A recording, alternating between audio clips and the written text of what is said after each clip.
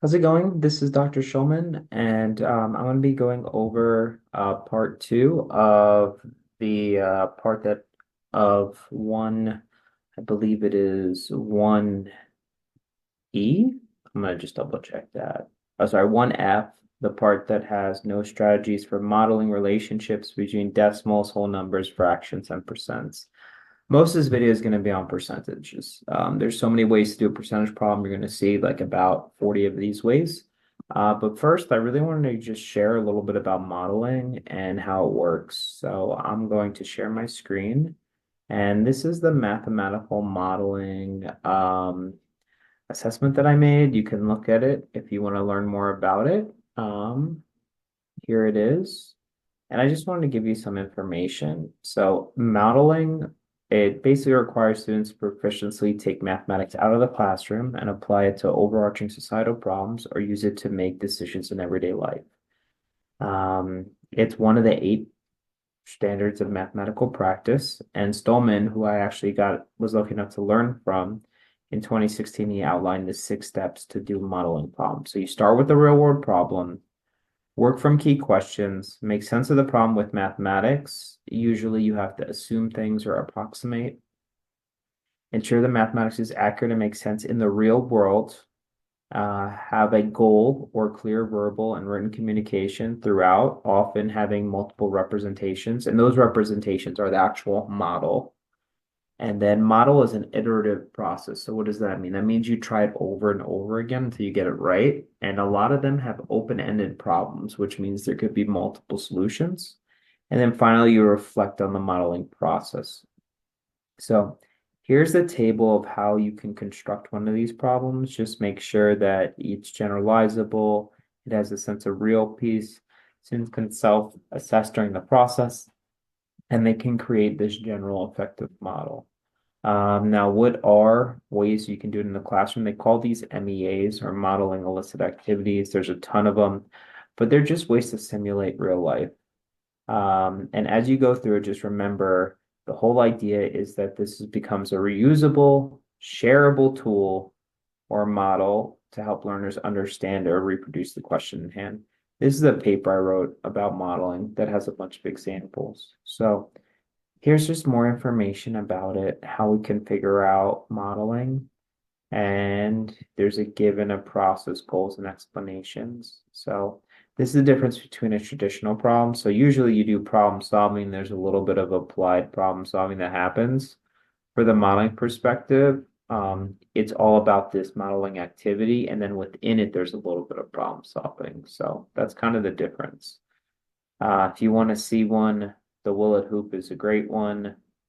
Then you get to create your own. So if you want to, I've used both of these. The pennies one, where the students get to figure out how many pennies are in the stack, or if the basketball is going to go into the hoop. So I just thought I'd give you a little bit of background about modeling before we jump into the problems. Feel free to try this one if you're interested. The ones that I've done, Office Space, you can see what an I made, or this is San Andreas from the movie where another real situation. So these are 2 that I've created myself. One of the most common ones is the Bigfoot problem. So students get like an actual giant footprint and they figure out how tall the person would be. And then they realize that the person was not Bigfoot at all, but the foot size was Shaquille O'Neal. And students seem to really like that one. So I think it'd be great for an elementary school class.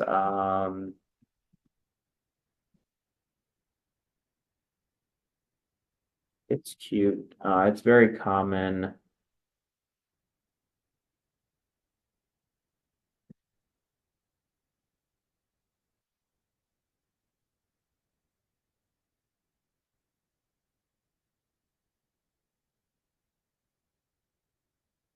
Here's a PDF of it. I just have to look it up in the Google to find it. So here's the modeling elicited activity, the instruction sheet. We've got the footprints. Oh, well, I thought it'd be the big one. I have it somewhere where we actually have this huge footprint that you can print out, and student seems to really like it. But that's okay. I'm sure you can come up with your own that are just as fun. I'm just gonna see if I can find it. Let's say activities, Bigfoot PDF.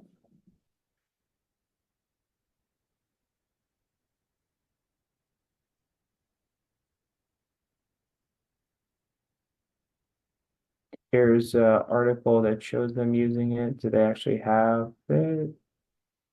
Here's the task. That's cool. Do they have the Bigfoot one here?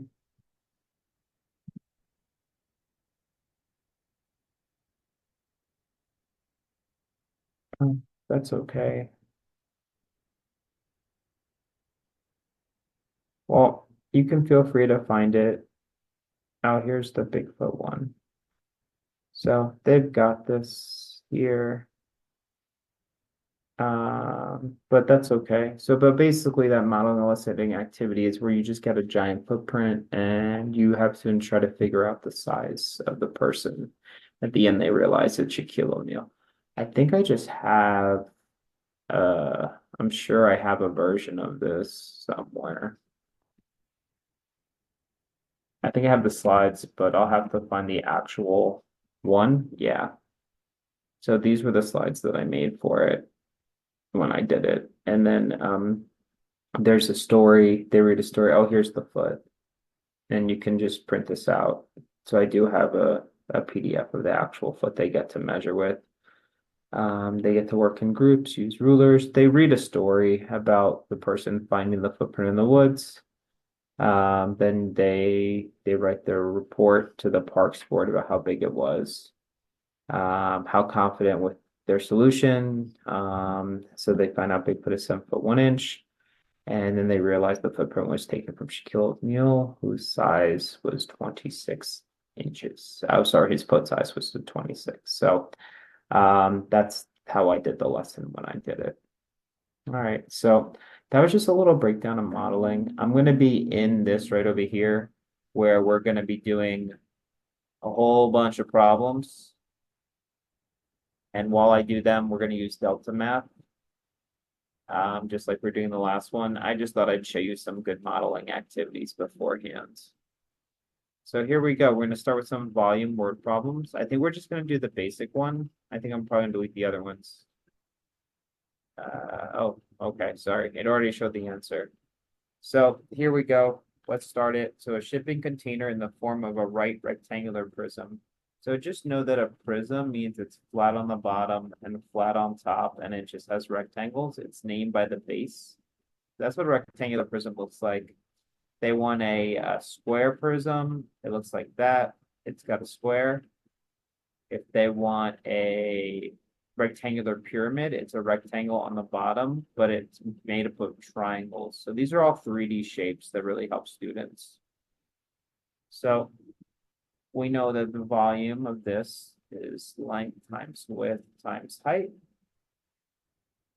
And it can hold 2720, so that's this piece. When it's full, its width is 8, so that's 8. Its height is 6. And I guess we have to find the length. Yeah, we just find the length. So all we have to do is 8 times, that's an L, because that's the piece we're looking for. So we don't have this, but we know this is 8 and this is 6. So this is 48 times L equals 2720. And all we have to do is divide both sides by 48. And we're going to get the right answer. So this wasn't too hard. Maybe we'll do the other ones because it's not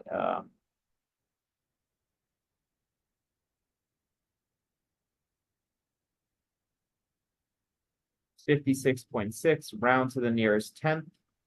So if it's 56.666, the nearest tenth would be 56.7 because this is bigger than 5.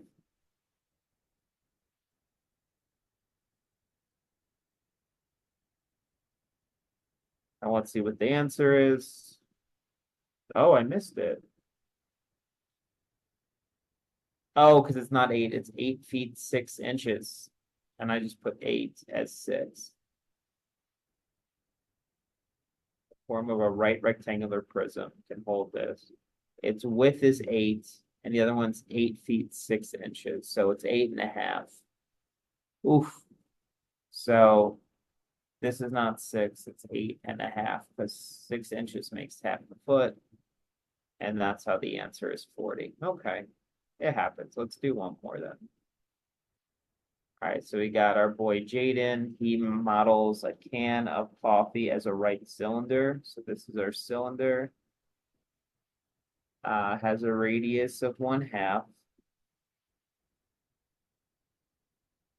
And we have its volume is 3. So volume is 3. And I believe it's pi r squared times height. So it's always the area of the base. In our case, the base is a circle. So that's pi r squared and you times by the height. That's literally for every 3D shape. It's always the area of the base times whatever the height is. Our area is a circle, pi r squared times the height. So we know this is 1/2, and I guess we just need the height. Find the height of the can. Cool. So I'm not going to mess this up now. So we have a 1/2 an inch and 1/2 an inch. So if we have a 1/2 an inch, all I have to do is figure out if this is 1/2 an inch and we're talking inches, I don't have to change anything. A 1/2 an inch is going to be 6 inches in a foot. No, I think I'm just going 0.5. So let's see if it works. So it's going to be 3.14 times 0.5 squared times height. So all I'm going to do is divide this by 3.14 times 0.5 squared. And I should be left with the height of this coffee can. So let's see. 3 divided by, I need parentheses. I'm going to put pi times 0.5 squared. Close parentheses. And let's see what we got. So this gives me a height as 3.8. We want it to the nearest tenth. 3.81 is still 3.8. So I believe my height is 3.8. Let's see if I did that right.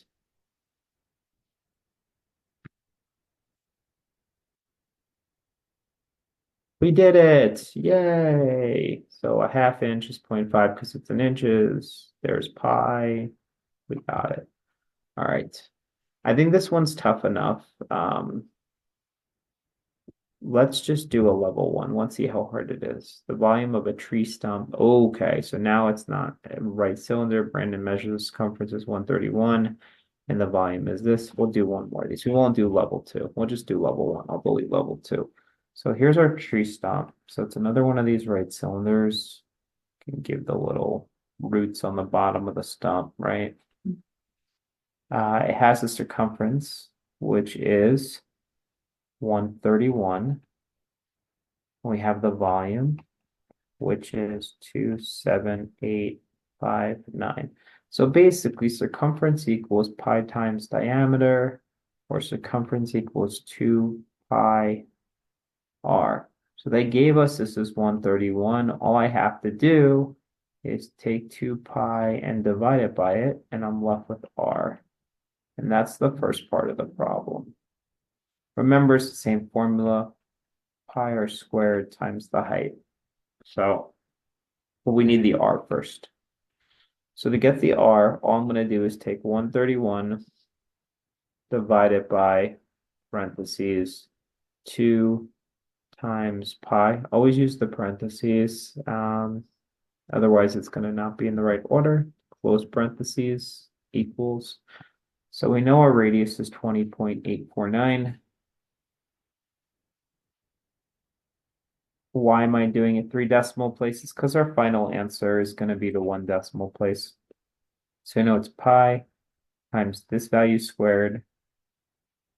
I'll just put the 20 for now, times what we're looking for. So we just have to divide this by pi 20.849 squared. Divide this by pi 20.849 squared. And guess what? Those will all cancel, and we're just going to be left with the height. So there's our final thing. So 27859 divided by parentheses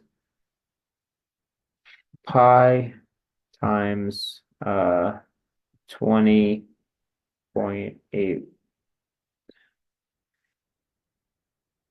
20.849 squared, close parenthesis.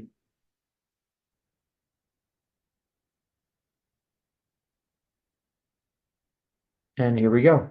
So I got my height of the tree stump is 20.4. Let's see if that's the right answer, because that's a 0 at the end. This will be the last one we do of these. Oh, I messed it up. So 131 divided by 2 pi is 20.849. I like that. 44 divided by it. We have 20.4. Oh, so we had to go, they wanted in feet. So we got the answer in inches, but they wanted to find the height of the stump in feet. I didn't read the full problem. That's why you divide this by 12. So always read the problem. So our height is how many feet? We can take this answer and divide it by 12. So it is 1.7 feet. And there's your height. All right, we're not going to do a third one, so but I think those two are good to try. All right, so now we get into the world of percents. So everything else is percents for the rest of them, so hopefully it'll be nice to see. So let's figure this out. So find 0% of 164. 0% is still 0. So 0% of 164. So that's 0 divided by 100 of is multiply. So basically it's 0 times that divided by anything 0 times it. So the first one's 0. And then we want 100%. Well, that's the total. So that's 164. What is 100 divided by 100 is 1, right? So when they say 100%, they mean we have to divide it by 100. That knocks out because the word percent means to divide by 100. So that's 1 times 164 is 164. And we got it.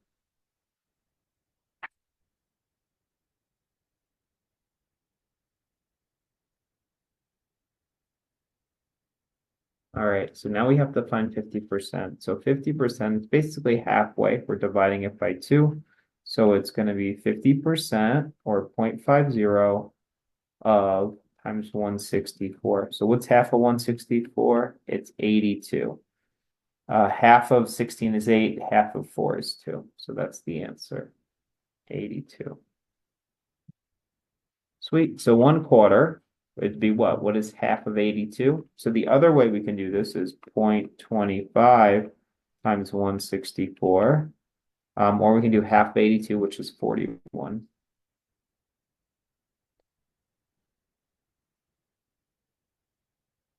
And then we just have to do another one. So if we know 41 is 1/4, what's 82 plus 41, or what's halfway in between? Or the third way we can do this is 0.75 times 164. Either way, we're going to get the same answer, which is, ready for this? 123.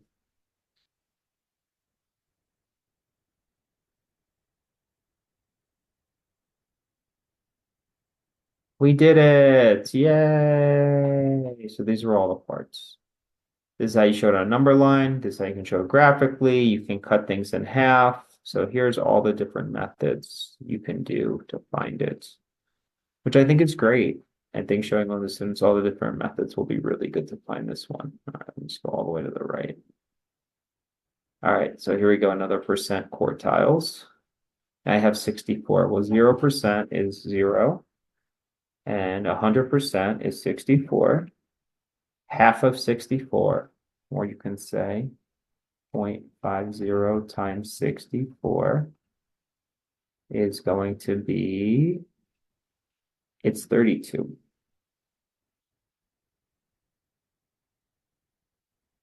And what is 1/4? Well, what's halfway between 32 and 0? Or what is 0.25 times 64? Either way, we're going to get what? 16. The last way, I'll do it a different way. 0.75 times 64. I'll show you on the calculator. This is how you get quartiles. It's 48. And that's how you start building your box plot. Ta-da! There's the number line that shows it. Here's all the math behind it. And we can cut it in half. We can multiply it by a quarter. These are all the different ways you can do it. 3 methods. Isn't that nice? All right, so let's do deciles. I believe this is breaking it down by 10. Yeah. So 10% of 140. So 0.10 times 140 is 14. And I guess it's just going to be more 14s the whole way through. I want 60. Oh, I'd like to go in order. So I can go 14, 28, but that's fine. I'll go in whatever order they want. 0.60 times 140 is really just, here's another way we can see it. 140 times, I'm just going to put a 6 here and pretend that's not there. So we only have to move one decimal. So 0, 6 times 4 is 24, 6 times 1 is 6, plus 2 is 8, it's 84. I took it out so I didn't have to move 2 zeros, so it's 84. I don't like us not going in order, but that's okay. Oh, that's all we had to do? That's cool. Thought we'd have to do tenths the whole way, which is fine. Oh, they did it times 6 tenths. I did it times 6. You could also do it times a fraction. So we could do 140 times 6 tenths. And then ready, these cancel, and we're left with 14 times 6, which is 84. Nicely done. All right, let's do another decile. All right, so now we're doing 65. So 10% of 65. So 0.10 times 65. So we can divide this by 10. We can multiply this by 1 over 10. Any way you want to slice it, but it's going to be 6.5. Now 70% is 0.70 times 65. And we can do it this way if you want to use the calculator, or we can just do 65 times 7. There's a 5, carry the 3. 7 times 6 is 42, plus 3 is 45. Move the decimal 1 place, move it 1 place, 45.5. And this should be your answer. We did it! Yay! And these are the 2 spots. I like it. I like the double number lines. I think those are really useful for students. All right, let's scale some percents. 24% of a number, so 24% of some number, so multiplied by x. This is why a lot of times in math, we use the dot. So 24% of some number is 18. Then we have to find 8% of that number. So first we have to figure out what the number is. So we have to divide this by 0.24. Notice that this has to be a bigger number. We want to think about this as quarters, right? I always have my students visualize. So let's say this is 20 and I want a quarter of 20. We know our final answer should be about 1/4 of some number is 20. So if this is 20 and there's a quarter of it, so 20, 40, 60, 80, we should be able to get a number like 80. This is why the visuals help so much for students. This is why it really helps them understand if they know if they got it right. So 18 divided by 0.24 is 75. Is it close to 80? Yeah.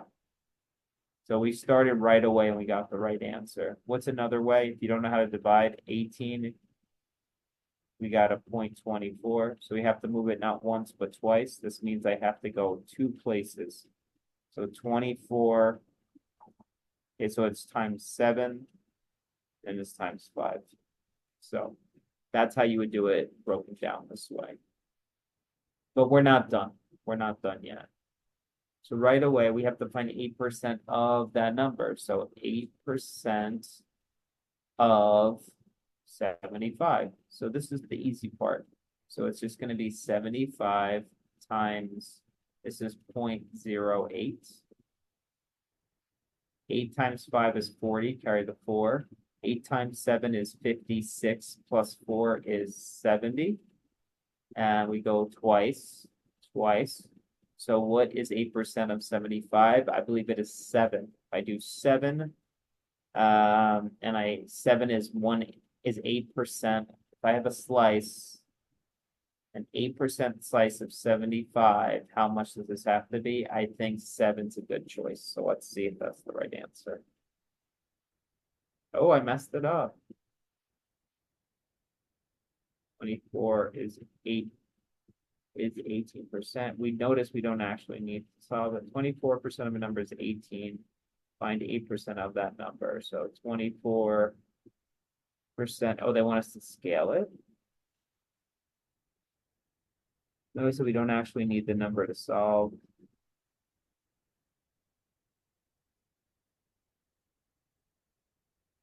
24%. And then we have a number is 18. We divide this by 3. We divide this by 3. I got 6. So let me try this again.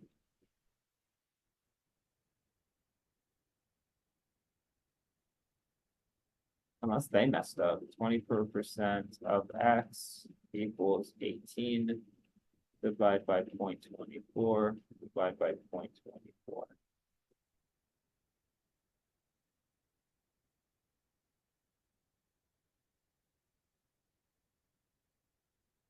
Is 75. And now we want 8% of that number. 8% of 75, so 8% of 75. Oh, I guess I just multiplied wrong. Okay, this is 6.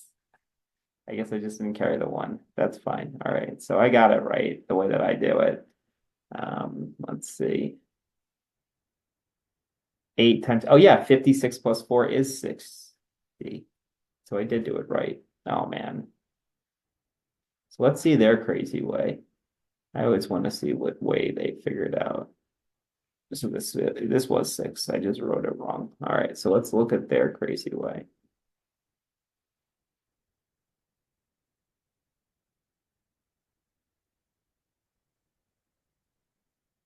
All right, so they did a number line and they have 18 and 24. So 24% of a number is 18. Find 8% of that number. Oh, okay. So the percentage is divided by 3. So there's your scale factor. So that's why they divided by 3 on both sides. I like actually working it out, but that's okay. Let's do another one. All right, so we keep using the scale factor. Let's see what we have. So there's 180 students in the 7th grade, 20% are in environmental club. How many students are in the environmental club? Okay, so here they want to show you how to do it using the scale factor. I would just do 180. This is how I would do it. 0.20 times 180. That's how I would do it. They're showing you here on the scale that 100 goes down to 20. So we're dividing by 20, 40, 60, 80, 100. So you can show your students to divide by 5. So what is 180 divided by 5? This is their scale factor way. I might as well show you both ways. 5 goes into 180. That's 3 times. And 5 goes into 36 times, 36. So we know it's 36. If you want to see it on the calculator, 0.20 times 180 should be 36. There it is. And we got the right answer both ways. Ta-da! They like the scale factor way. I think it's useful. All right, let's look at a level 2. All right, so now we have 180 students in the 7th grade, 10% are in the environmental club. All right, so we have to work it out. So that's 180 is total. We want 10%, so we're dividing 100 by 10 to get 10. 180 divided by 10 is 18. And that is the way to do that one. 100 divided by 10, so 180 divided by 10. Their scale factor way. I still like the multiply way, but that's okay. Let's look at a third level of difficulty. All right, now we don't have the scale, right? So 9 students in the environmental club represent 4% of the students of the 7th grade. So now we go backwards. So it's 4% of some value equals 9. So we have to do what? To get the x alone, we have to divide by not 4.04 because we're dividing by 100. So this is what we have to do. So I have 0.04 divided by 9. The first step I have to do is make this a whole number. So I have to move it one place, two place. So here's my decimal, one place, two place. There's where it goes. Then it goes up. 4. So it's not 0.04 into 9, it's 4 into 900. 4 goes into 9 twice, so that's 8. 4 goes into 10 twice, so that's 8. And 4 goes into 25 times. Now, if you ever have a decimal here, you always round up because you can't have like 0.5 of a person. So every time you have a decimal, you should always round up. Ta-da! All right, so that's the hardest those go. Now we go to percent of a whole. Okay, so here we go. The same sort of problem, 52% times 675. And for your quiz, you'll see that, so this just multiplied 0.52 times 675. We can multiply it out, but we'll just use the calculator. If you were to want to do it, it'd be 675 times 52, and then whatever your answer is, you move the decimal two places. But we're just going to use the calculator because I feel like I showed you how to multiply a million times already. So 675 times 0.52, 351. Does that make sense? So you should always have your students round. So this is about half of 700. So 675 is like 700. We want 52%, which is like half. This is why visuals help students so much. What's half of 700? 350. And that's how we knew we did the right answer. If it will submit, I got to reload the page. It happens sometimes. So 350 is half. Oh, wait, what was ours? 351. This is why estimating helps students so much. This is why drawing the pictures help so much when students are first learning how to do these things. Ta-da! All right, let's do.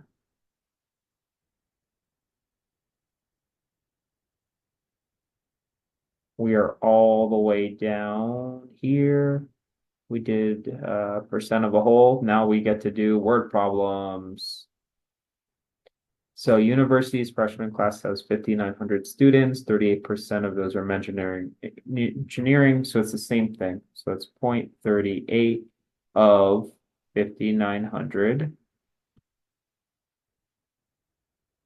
So these are kind of like the same problems, but you can show it with a word problem. I would always use word problems to make it in context. 2242, 2242. I'll show you a way that I've done it where my students, I like this part over whole. So this is showing it as a fraction, part over whole percent, and then you can cross multiply. I really like this method. This was the method I used. So you can use a number line, you can use a percentage like I did, or you can make one of these and you can cross multiply. I want to show you rock, rap, country. Let's see if this one comes up. Oh,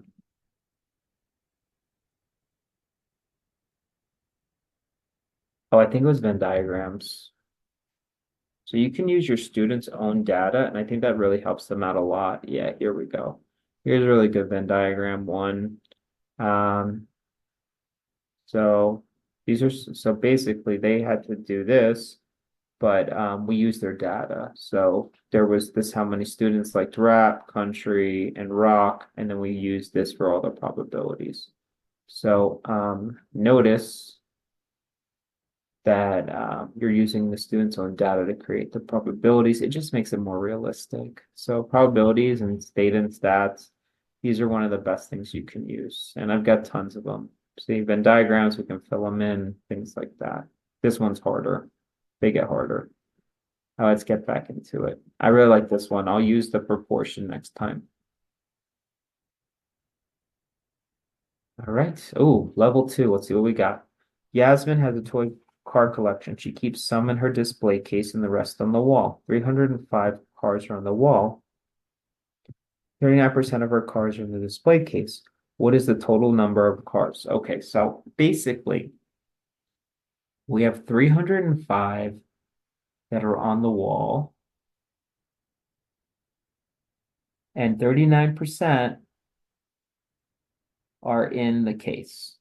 So these are different. However, if she just has these split into two groups, and if 39% are in the case, that means how much is on the wall? 61%. Do you see how I just did that? 61% are here. So this means 61% of the total is 305. Because 100 is the total minus the 39, you're left with 61%. So we can do it their way, which is 61%. Oh, 61%. I haven't done it this way before. So 61% is 305 equals 100% over X.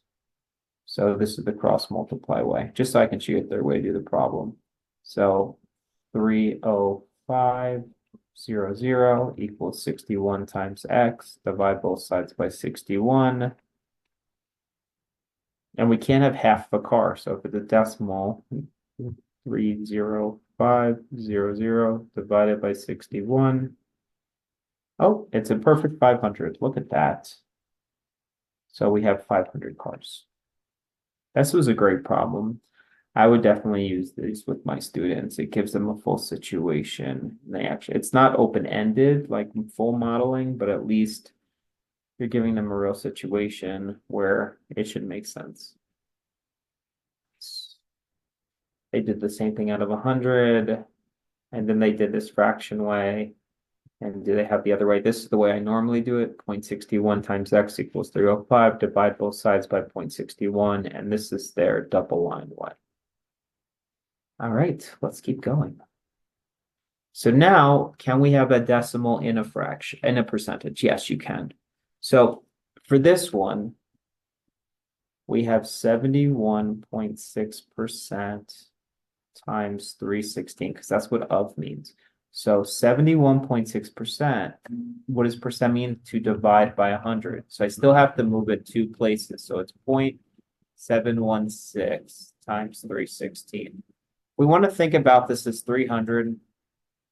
So you should always give your students a slice. So 70% is almost like 75%, which is like 3/4.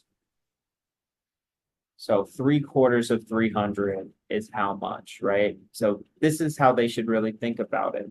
Like, how much is that? What is 3/4 of $3? So let's see if the answer makes sense. So 0.716 times, oops, sorry,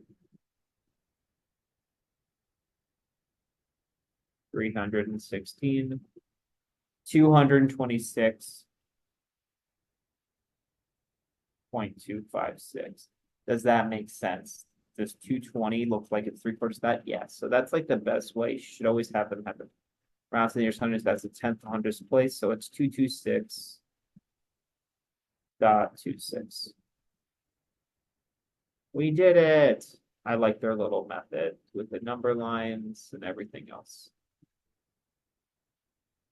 All right, now this is probably the most common one, converting decimals to fractions to percents. I did a whole video on it. So 1/6 to a decimal and then to a percent. So 1 divided by 6 tells you what to do, right? So the 1's here, the 6 is in here. I can't put a 1 into a 6, but I can put it into a 10 one time. So 10 minus 6 is 4. As soon as you have the decimal, you're allowed to put as many zeros as you want here. And 6 goes into 40, 6 times that's 36, and then it repeats. So 1/6 is 0.166 repeating. Oops. There we go. Now, percent. Okay, so now we have to make it a percentage by taking 0.166. We have to times it by 100. So we move it one place, two place. So here it is. It's 16.66 repeating. I believe this is what they want. We did it. Yay. So that's really common. So we divide it and then we times it by 100 to get the percentage. Right. Let's keep going. So let's do a more or less. So now we have Mamadou invest her money in an account paying a simple interest of 4% per year. No money will be added or removed from the investment, which should he multiply the current balance to find his total balance in a year. So basically, if we want this as a multiplier, let's say we have $100. We have an interest of 4%, so 0.04. What is 100 times 0.04? It's $4. So we got $4 after the year. So what do we multiply it by? 0.04. What? Oh, they wanted the whole balance. So after 1 year, we have to add this back on. So we add the 0.04. So you have to multiply by 1.04. That's okay. Let's do another one. Loyalty card for 13% discount. What number should she multiply on the tags to find the price she would have to pay before the discount? So right away, let's say that it costs $100 and she had a 13% discount. So 0.13. So if we do 100 times 0.13, we have a $13. But we don't want $13. We want the other half of this, right? So how do I get minus 13? That's 87. So the best thing we multiply it by is the opposite. So we have to multiply this by 0.87. So if it goes down, you kind of subtract. If it goes up, you have to do 1 plus it and not subtract. Ta-da! 100 minus 13, 87% of that. Ta-da! All right, let's do another one just for the fun of it. Pays a simple interest. No money will be added. Find the total balance of the year. So this is 1.06. Good problems. All right, let's keep going. Oh, level 2.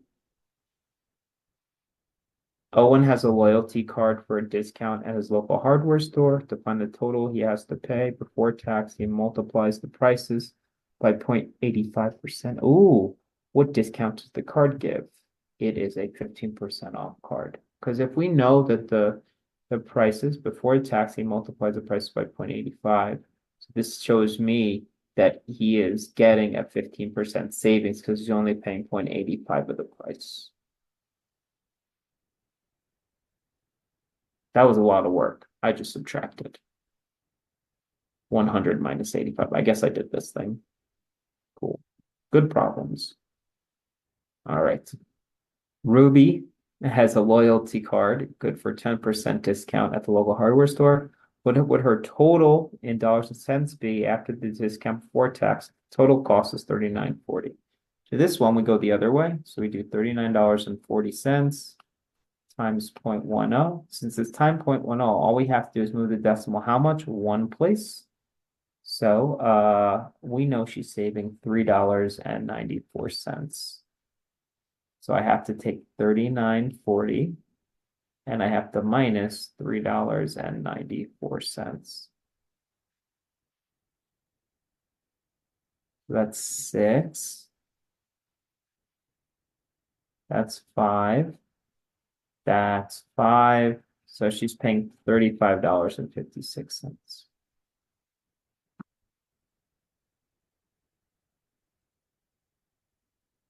What? Oh, I forgot. 39.40, 10 cents, $3.94. $35. Oh my God, I subtracted wrong. Isn't that annoying? All right, well, I'll do it one more time. David earns interest money in an account, paying a simple interest 1% per year. He invests $100. How much will he have in 1 year? Oh, we'll have $101. 1% of 100 is 1. We add it. The price of the phone was $24. Find the total price, including tax. Sales tax where he lives, so we're gonna add this on. So it's gonna be 5.25, but that's percentage, so we divide this by 100. We have to multiply this times 24. So we're taking $1.26 off, so we can minus the $24. Oh, so we have to add it. So it's $25.26. These are really common for students. I just did it myself since I showed it a few times. All right, let's see what we got. All right, we're towards the end. So now we've got increase and decrease. Some of these are too hard. I'll take them out. So Malik invests money into an account paying simple interest. He invests $30 and no money is added or removed from the investment. After 1 year, he has $30.30. Okay, so we had 30 bucks. And then we ended up with $30.30. So what are we getting extra? So the extra bit is the 30 cents. So how can we get from $30 to 30 cents? What do we have to multiply? So it's basically 30 times what gives us dot 30. So the best way to do this is you can divide. I can just see it's 10%, but we can do 0.30 divided by 30.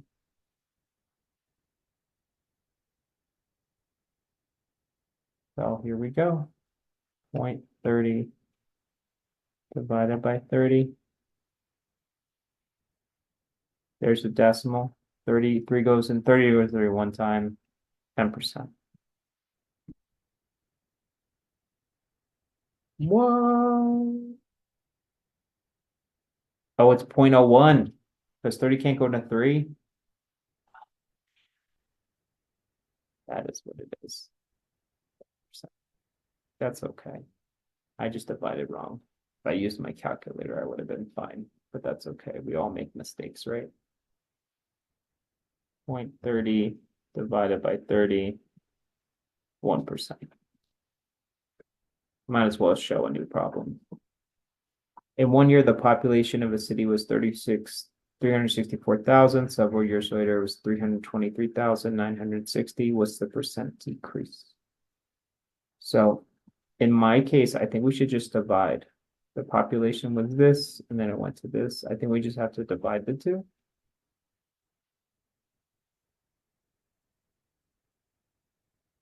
Three, 6, 4, 0, 0, 0 divided by 3, 2, 3, 9, 6, 0. I believe it went down 11%. Let's see if that's the right answer. Nice. So you just divide it. If you divide it the other way, you get 89% change, and then 100 minus 89 is 11%. I just divided it the way that I thought would make sense, and I got the right answer. Because it can't be 89% falling, that's too big. It's just the 11% that goes down. I like their ways of showing it. All right, let's try some more or less. What is the result when the number 36 is decreased by 75%? Okay, so I have 36. So we first have to figure out what that is. What is 75% of 36? That's the first step. 36 times 0.75, or what's 3/4 of it? It's 27. Then you just do 36 minus 27. We should get, what is it, 9? It's 9. So if we have the whole thing, which is 36, this is their number line. So if we start at 0, right? And we cut into 4 groups, halfway is 18. There's 9. There's 27. So what's 36 minus 27? 9.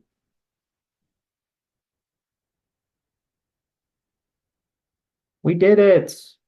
Oh, and I showed the way that they showed. I like this little graph way too. That's nice. All right, let's try level 2.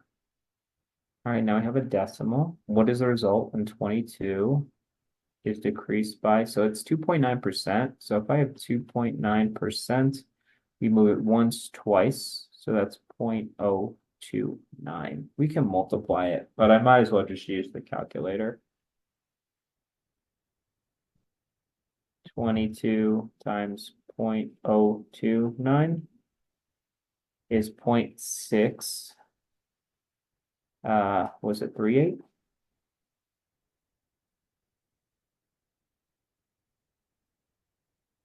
.638.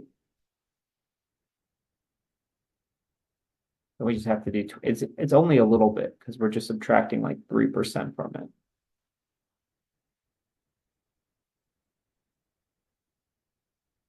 $21.362. Always have them make visuals so you can see the right answer. Ooh, they have a formula. So it's A times 1 minus R. So 1 minus the rate, and then you can just multiply. I like that. I like that a lot. So if we did 22 times whatever's left over, the 0.971, you don't have to do that extra step of subtracting. All right, so let's try a level 3. What is the result when the number 10 is decreased by 38%? All right, so 10 times 0.38.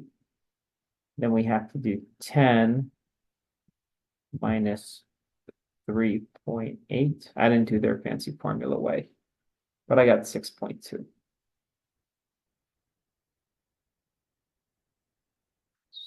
There's their fancy formula. I just did the 2 steps. I multiplied and then I subtracted.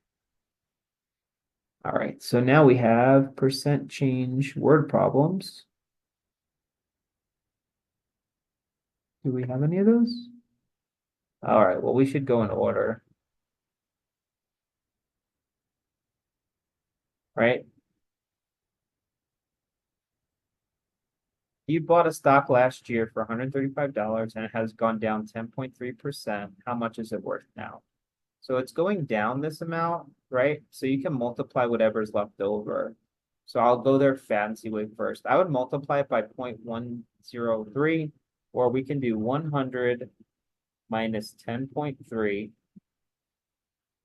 So that's what it is. So it's 135. This is their formula way. So it's 135 times 89.7, right? Yeah. 135 times 0.897. And this way, you only have to put in the calculator once. 135 times 0.897. To the nearest cent, that's 0.09, so that's 10 cents. You got to round this up to 1, so it's 121.10. Nice. And I used their fancy formula. Cool. Let's see what else we got. In a newspaper, it was reported that the number of yearly robberies in 2012 was 200, and it went down by 8%. So how many robberies? So they're going backwards. So how much was in 2013? So, and went down by 8%. So we have to know 8% more than this. We got to add it on. So we can go the other way, but since it's a little confusing, the first thing I'm going to do is I'm going to say that the answer, so 0.08 of x equals 200. It went down by 8%. Is there another way I can do it?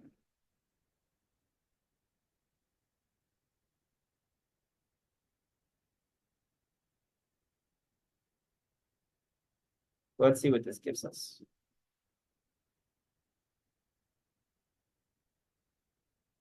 $200 divided by 0.08. Yeah, that's not the right answer. Okay, because that's way too big. So, so let's see if we go the other way. Let's say it's 0.92 times 200.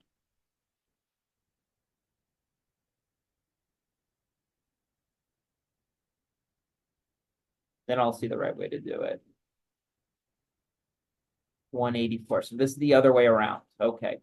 So that's saying if we had 200 and it went down 0.8%, we'd have 184. So here we go. We finally got the right answer. So it's 0.92 times something gives us 200. So I think that's what I have to do.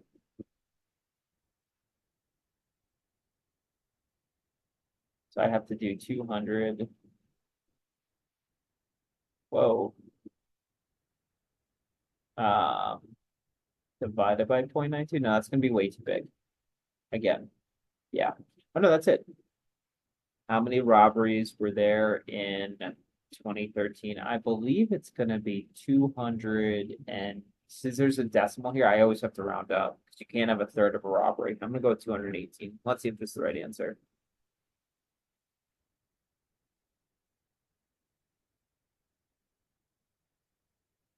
In 200 and oh, went down by 8%. Oh, so it was the other way. It was 184.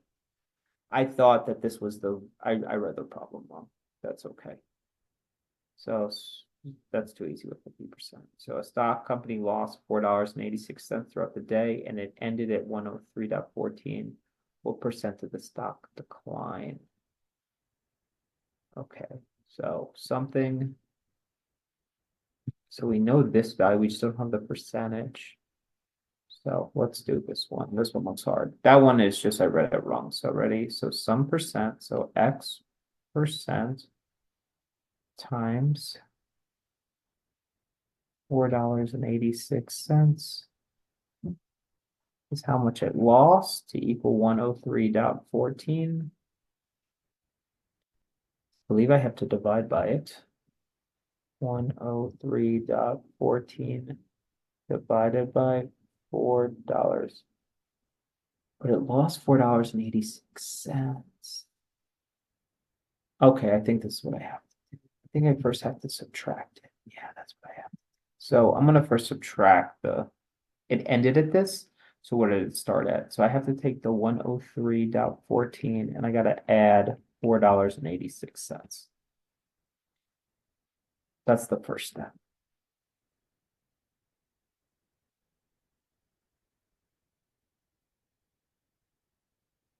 Sweet, 108. So what percent is that? So it's 108, and this is divided by 103.14.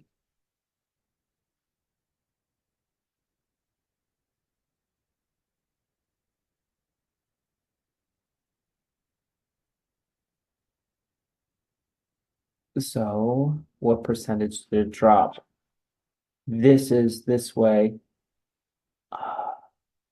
So is it 4.7%? Let's try it the other way. So 103.14 divided by 108. 95.5. So would it decline? So I have to minus this from 1. We're talking 4. Yeah, it was 4.5%. That's how much it went down. Let's see the faster way to do it. I went through a lot of steps. They used the formula. They got a negative value. Yeah, about plus 4.5%. I had to figure out the total. I had to get the total in order to figure this out. I like this. This was hard. So we did 1s and 2.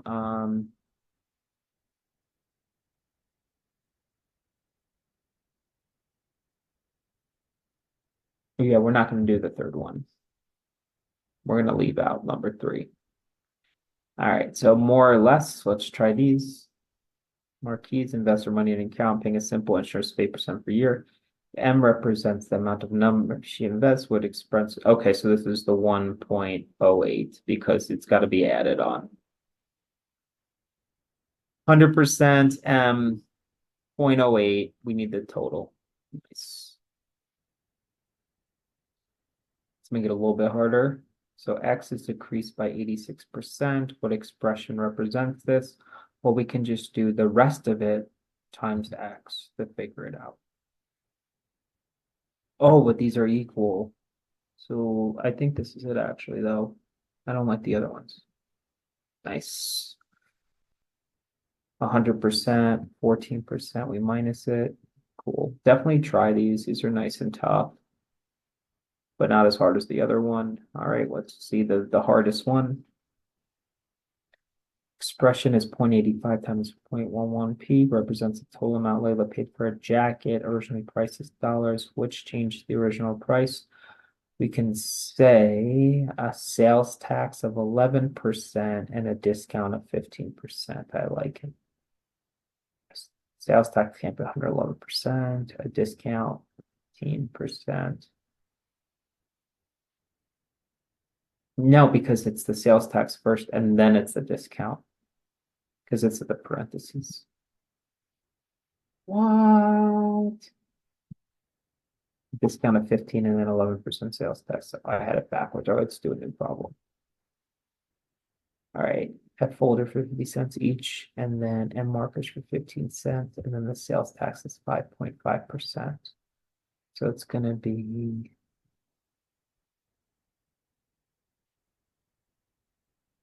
so this sales tax has to happen at the end.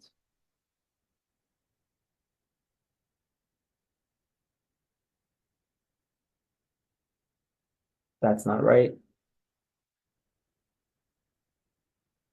That's not right.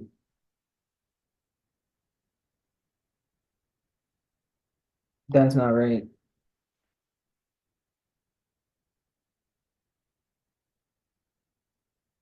I don't like any of them. Let's look at the answer. 105, yeah. And then we times that. Oh, they distributed it. All right. Let's look at one more new problem. See, these are hard for me too. 30 cents each. Well, this is just like the last one we did.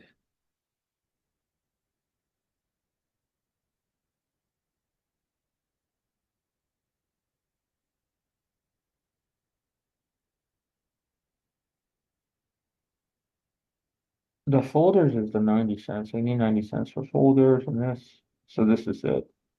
I don't like it, but that's how you have to do it. They distributed. Yeah, I would have shown it in a different way, but these are tough for students. All right, so the last couple. Zachary bought a concert ticket online for $64. He used a coupon code to get 40%. Then he got a 5%. Okay, so we got to do the problem twice. So here's Zach, $64. And we're basically multiplying this by 0.40 first. So we're gonna make it, then we're gonna do the 5%. So here's the first step. 64 times 0.40. So it's 25.60. If you wanted to do it in one step, remember you could do 64 times 0.60. This is why they're showing you that. So if we times this by 0.60, it does a subtraction for you. So we're at $38.40. So that way it does it for you before you even start. And then we have a 5% processing fee. So now we got to add 5%. So 38.40 times, so this way we don't have to do it, 1.05. So this is using both of their formulas. How much does he pay altogether? $40.32. This is using both of their formulas. The subtract formula and the add formula. See? Ta-da. That's one way. Here's method two. We did the 25.6, then we subtracted, then we add the fee. Oh, they didn't do it with the formulas. That's okay though. This is a step-by-step process, which I like. This is the way I show students. I definitely show them method two. I think it's great. All right, let's do a little bit harder of this problem. During a sale, a store offered 25% discount on a stereo system that originally sold for $440.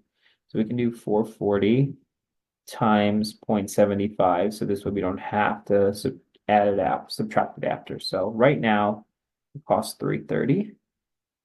After the sale, the discounted price of the store was marked up by 25%. So we can just multiply this by 1.25, and that'll give you what it is without the adding. Because the one accounts for the whole 330, so you don't have to add the 25% after. Oops, I did it twice. It was 412, $412.50. Oh, okay, so we're not done yet. To the nearest whole number, what percent was the original price after the markup? Okay. So we have 440 and we have 412. It's always what you want over the total for this. So there's the percent change. So what is the nearest whole number? What percent was the original price with the markup? So what is the change? So it's 412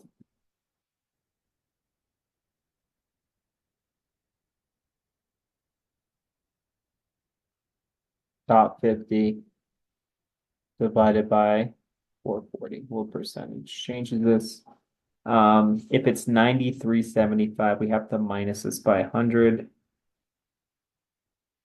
So what percent is this markup? Oh, sorry. 0.9375 minus 1. 0.9375. 0.9375 minus 1. It is 6.25%. Wow. Oh, they wanted the other side. Okay, so the price after the market was 94% of the original price. I put what was the rest of it. I put it was the 6% that was the change. Matthew goes to lunch. The bill before tax was 10.95. Sales tax was 3.5. He tipped 12% on the amount. Total cost of the meal plus was what percent of the whole number? So we just have to do that at the end. The bill before tax was 10.95 was added on. So 10.95 times 1.035. That's how much the bill is. And we tip 12% on that. All right, so times 1.12. So now we're at $12.69. And what the total cost of the meal and tip? The total cost of the meal plus tip and the tax was more than the cost of the bill by what percent? So now we have to do the subtraction. So it's 1269, right? I think that's what it is. 1269, and it was 10.95. So the total cost of the meal plus tip was more than the cost of the bill by what percent? So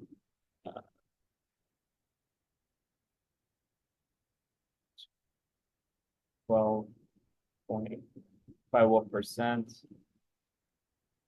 I don't know. I think it's the other way. I think it's just the end of this word problem that's confusing me.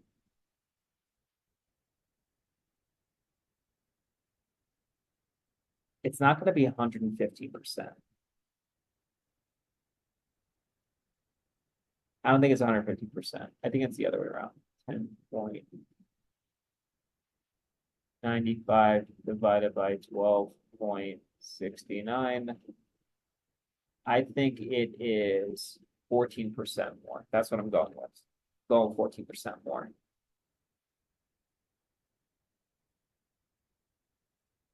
It was the 115%. Oh, you got to be kidding me.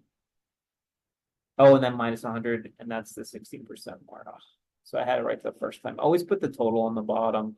So it's 116 minus 100. Remember your total always has to be on the bottom. I missed it to try to get closer to the right answer, but it was the 116 minus the 100. So try some of these yourself. As you can see, I messed up a couple of them on this level too. Tab goes to restaurant and the subtotal on the bill was X dollars and the tax was 6% to the bill. Tab decides to leave a 19% tip. Write an expression of X totally paid. So I believe it is X. I believe it's 1.06 times x. And then we're going to take this whole thing and we're going to multiply it by 1.19. That's what I would do. Maybe this is the right answer. That's what I have. Oh, they wanted us to multiply it out one more step. Oh, you gotta be kidding me.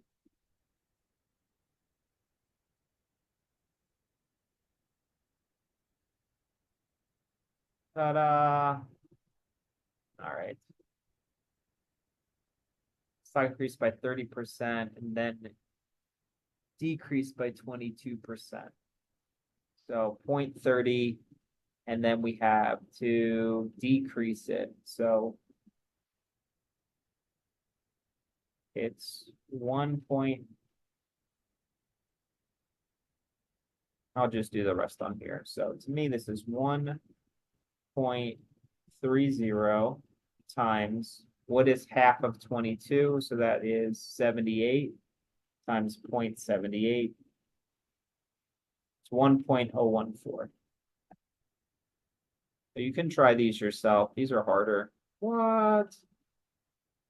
Oh, 1.3 times 0.78. Oh, I forgot the x. I'm okay with that. All right, so here's the percent error. I'll reload this page. Kayla measured a line to be 15 inches long. The actual length was 16 inches. Then what was the percent error? So how off was she? All right, the actual length was 16. I believe you have to do the change. I forget the formula sometimes. What's the formula? Experimental minus actual over actual. Cool. So for this one, it's just the experimental, which is our 15 minus the actual over the actual. So there's the formula for percent error. I feel like this is too hard for this age, so we're not going to do it. I'll take it out, but basically to find how much error somebody was wrong, that's the experiment minus the actual over the actual. 15 minus 16 divided by 16. And then you just times it by it. 6.25%. Ta-da. I might as well just show another one. She measured to be 8.4. The actual is 8.7. So experimental minus the actual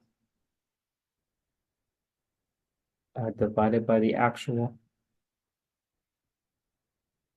We times it by 100. It's 3%. 3.4%.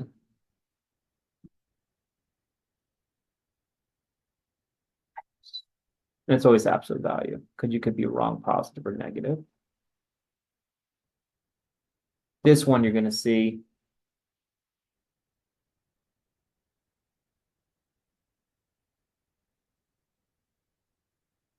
So what percent of students estimate they spend less than an hour a day on social media?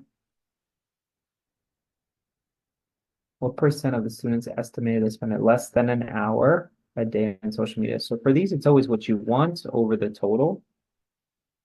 I'll just do these on the calculator. So it's 25 plus 14. So these two, this total is 39 out of the total. So it's 39 divided by whatever we get when we add them all. So it's 18 plus 17 plus 25 plus 14. So it's 39 divided by 74. Then we just times it by 100. They want the nearest whole percent. It's 53%. So it's always what you want out of the total. See what you want out of the total, 53%. And then here's the last one, a multi-step percent increase, decrease. I think this is in the wrong place. Yeah, there we go. Oh, it's here. So in the year 2009, a person bought a new car for 1,700. For each consecutive year after that, the car depreciated by 8%. How much would the car be worth in 2011? So this is a compound interest formula. You don't need this one, just so you can know what it actually is. The formula is amount equals principal 1 plus rate over n to the nt. So principal is the amount of money you start with. We got the number 1. The rate is 0.08. How many times does it happen per year? Oh, it's just 1. All right, and we're doing this how many times? 3, but it's depreciating, so it's not increasing. So it's not 1 plus 0.8. We're going to be multiplying this by 0.92 to the third power. You can do it one at a time. This is if it's compounded monthly or yearly or something like that. But basically, this is your answer. 0.92 raised to the third power times 1,700. 17,000. Your car is worth to the nearest $100. What? How much is the car worth? The nearest $100. So that's 13,200.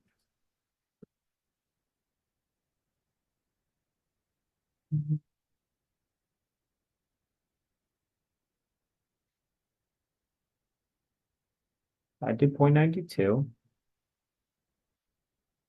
We did it for 3 years. Oh, it's only 2 years.